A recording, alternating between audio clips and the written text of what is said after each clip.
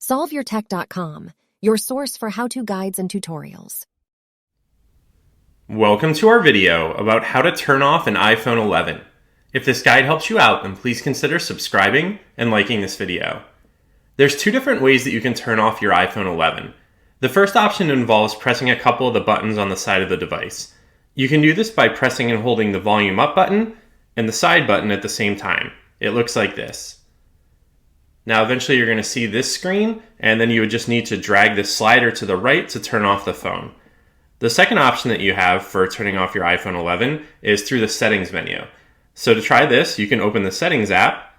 You can then scroll down and select the general option from this menu. And then you can scroll to the bottom of this screen and choose the shut down option. That's going to bring you to a similar screen to what you saw before. And again, you would just need to drag the slider to the right to turn off the phone. Now it's going to take a second or two for the phone to turn off completely. And then if you wanted to keep the phone off because you simply wanted to avoid the distractions or you wanted to save battery life, then you could do that. And once you're ready to turn the phone back on, then you can just press and hold this side button until you see the white Apple logo appear, at which point you're going to be able to release the side button and then the phone will continue booting up. And you can just enter your passcode to start using it again. Make sure to like this video and subscribe to our channel to see more tech guides like this one.